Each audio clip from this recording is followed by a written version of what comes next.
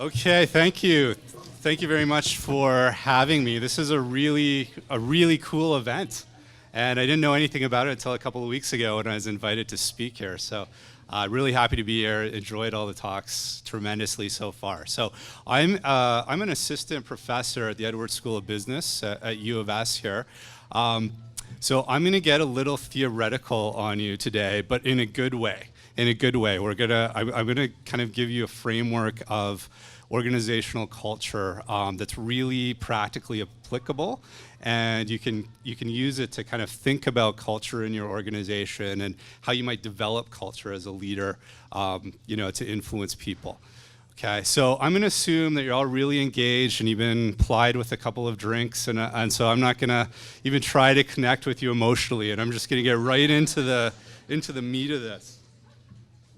Okay, so I'm gonna talk about a model called the Competing Values Framework, and it's there's a lot of research evidence for this, but again, I think it's really applicable, and you'll be able to understand, hopefully by the end of this, how it sort of aligns with the strategy of your organization and how you might develop leaders around this and do some different things with HR. So I'm gonna present it to you really quickly, and then just leave you with some questions to sort of think about as you go away to your organization. So this model suggests that there's, at its most basic level, that there's kind of two continua of values in organizations, and they compete on opposite ends of the continua. So it highlights some of the paradoxes and trade-offs that you have to make and have to think about. So the first continua is an internal focus and integration versus an external focus and differentiation. So what that means is when firms are internally focused, they're really focused on their own people and their procedures and how do we integrate things really efficiently and make people and processes work really well together, versus a more external focus where we're looking at the outside and what are our customers doing and what are our competitors doing and how do we compete with them and how do we differentiate and do things differently and win in the marketplace. Okay, so that's one continuum, and the other one is flexibility and discretion versus stability and control. Okay, so firms that are flexible are obviously focused on adapting and being organic and coming up with new ideas. Firms that are focused more on stability and control are much more traditional and want to do things kind of the same way. And the university where I work is very much focused that way. So these two axes cross, and what you get is 4 quadrants of cultural dimensions in organizations. Okay, so the top left quadrant is a combination of flexibility and an internal focus, and that's a really kind of team-oriented culture. Sometimes it's called a clan culture, right? So people are really interested in working together, collaborating, commitment, cohesiveness, all of those kinds of things are really important to the organization and the people there. They really value that. Okay? The top right quadrant is a combination of flexibility and an external focus. And that's where you get more innovation, an innovative culture, or sometimes it's called an adhocracy. Okay, so the focus in this type of culture is just coming up with new ideas, new things, new processes, new products, and we really care about that, and we really value that. Okay. If we go to the bottom left, we have a combination of internal focus and stability. Hierarchical culture, right? Pretty bureaucratic. Okay, you need 9 signatures to get things done. But ultimately, there is a focus on efficiency. So we do hopefully want to get really efficient and really integrate our processes really well. And the very last one, external focus and stability, is a market culture. It's really competitive. We care about winning. We care about achieving goals. Okay, we care about being profitable. All right. So I was kind of trying to figure out where Vendasta lies on here as I came in. What cultural dimensions do you think are really prevalent in this organization? Top right. Okay, yeah, top right. and probably teamwork too. That's what it seems like. Everyone kind of gets along, and it's a really fun place to be. So, so what the theory sort of says is, firms aren't just in one of these dimensions. There's lots of things going on at the same time. And if you're too extreme on one, that's a bad thing, right? Like that will probably create some dysfunctional behaviors in organizations. Either you'll be hyper competitive in a market-oriented culture, or you'll be, too focused on cohesiveness in a team-oriented culture that you won't really challenge a bad idea if somebody comes up with something that might not work very well. You don't want to upset the kind of tone of the group and get in a conflict. So if you're too extreme on any one, that's a bad thing.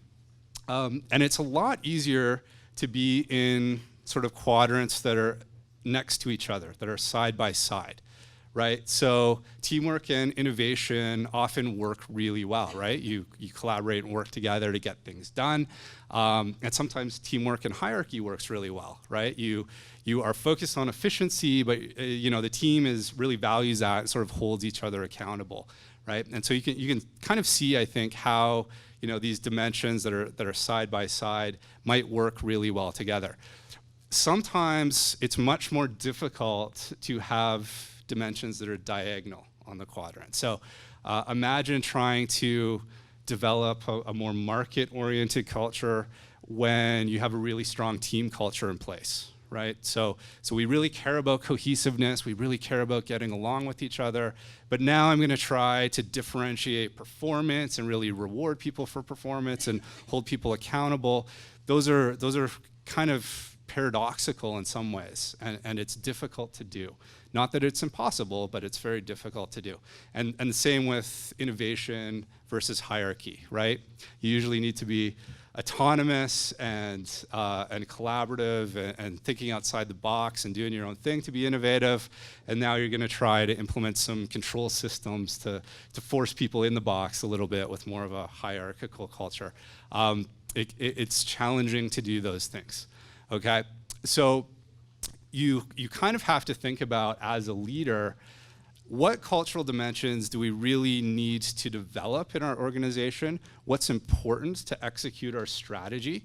Okay, so if we have a differentiation strategy, maybe a strong focus on hierarchy isn't really what we need to do. Okay, so as a leader, you need to think about these things and think about some of the paradoxes as well. And so there is some evidence showing that the highest performing firms have somehow figured out a way to create a balance among all of these cultural dimensions. Some of them are higher than others, but they figured out how to kind of balance it reasonably well. All right, so I'm just gonna throw up a busy slide. I'm not gonna get into all of this, but it's just some things to think about doing as you develop some of these cultural dimensions. So what kind of competencies do leaders need all throughout the organization? Okay, and what do they have right now? And do we need to maybe develop leaders in certain ways to learn some of these competencies? Are we kind of pulling the right types of levers in the organization to help develop some of these competencies? So if we want to develop more of a team-oriented culture, maybe we need to do employee engagement assessments and take those really seriously and do something with the results. Maybe we need to share best practices and train people on team building skills, right? And a more innovative culture, maybe we need to train people on systems thinking and design jobs a little bit differently so they have some more autonomy, right? And so you could see how, this would apply across the board with some of the other cultural dimensions. So I don't want to get into great detail on all of these. It's just to give you an idea of how to be intentional when you think about developing culture in the organization, because it certainly comes from the leaders, and it certainly comes with some of the procedures and processes that you have in place. Okay. So I'm going to end a little bit early. And I want to leave you kind of with three parting questions as you walk away from this. I want you to think about, as you go back to your organization, for the leaders here especially, what is your current culture? Where do you fit kind of on that framework? What dimensions might be really high and which might be low? How might you need to change the culture or develop the culture to support your strategy? How does your current culture kind of align with your strategy as an organization? and how might you change it? And how will you be intentional about it too? Recognizing some of those paradoxes, how do you develop more of a market orientation when you have a strong team-oriented culture, right? Because you don't want to destroy that great team-oriented culture and just start paying for performance and differentiating performance. So how are you going to kind of balance those two different dimensions together? What are some of the things you can do, right? And so how do you get there? All right, so that's basically, that was my 15-minute speed lecture on the competing values framework, and that's it. So. Sub-2 going to have some questions. Do we have any questions? Yep. Woo. Oh, hey. And I got a question in terms of how do you balance the relationship between empowerment and responsibility when you're a leader? Yeah, so I think the hardest part about leadership, in my opinion, is there's all these different models in leadership and leadership behaviors. And that's great, and it's sort of easy to talk about, but it's hard to know when to engage in different types of leadership styles and leadership behaviors.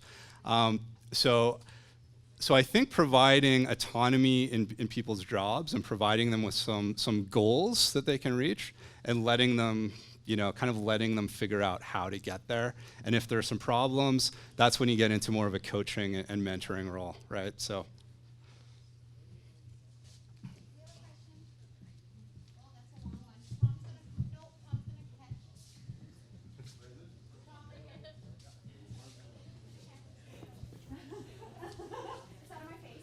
So when it comes to culture, how do you feel like how do you, I guess, approach it if you don't feel like you've got the credentials to sort of help guide the culture or build the culture? Well, I think everybody kind of has the credentials to build the culture, and you're building the culture whether you're doing it intentionally or not, right? So I think just thinking about how leaders should behave. Do they have the competencies, right? And trying to develop some of those competencies in the organization, and then just trying to and just having conversations about it, right? It's not a backdoor thing. Let's be open about what we're trying to do, where we're trying to go, how we're trying to get there, and get input and consult along the way as well. So, yeah.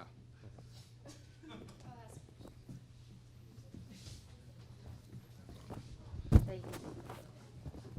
I'm sure it's specific to the industry, but when you look at your quadrants, is there a sweet spot that you'd say the most highest performing organizations sit at?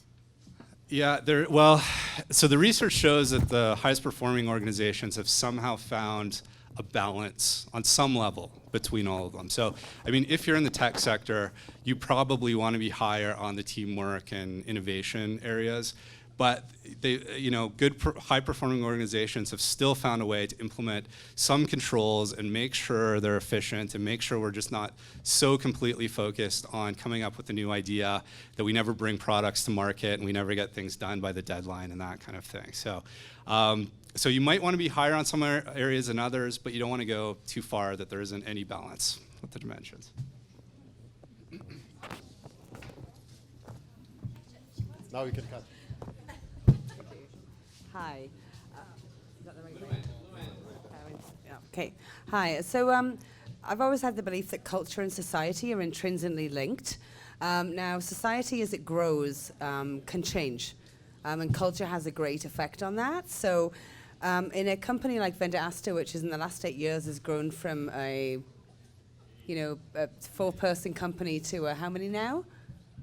Hundreds, yeah. So to have a culture that is able to evolve with the society as it grows is a tricky thing to do. So what would be your advice on doing that as a company like I am, which is growing, but not at quite the rate that Vendasta is, to maintain the culture, but also to be aware of the society and the growth that comes along with that and all the personalities that come into a society? Yeah, that's a great question.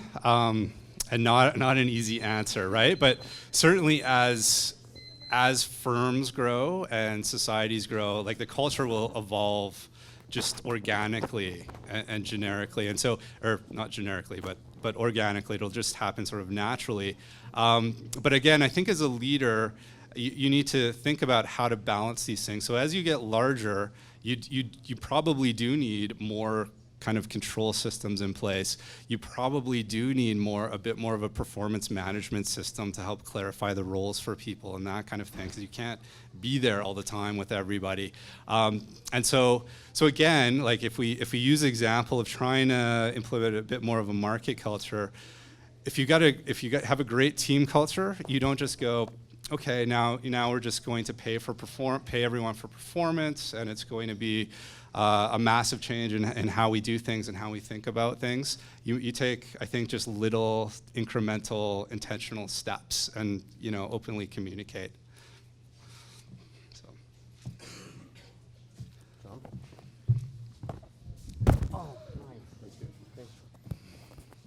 Testing. Good. This is a bit of a big question, but would you recommend any type of literature or books related to this topic that the audience might read? Yes, so there's a couple of great books. By the way, I don't think I mentioned this. This is not my framework. It's not my model. It's developed by Quinn and Cameron. But there's a great book called, I think it's Assessing and Designing Organizational Culture. I actually have it with me. So come talk to me afterwards. And there's another book, it's more of a textbook type of book, but it's called Becoming a Master Manager.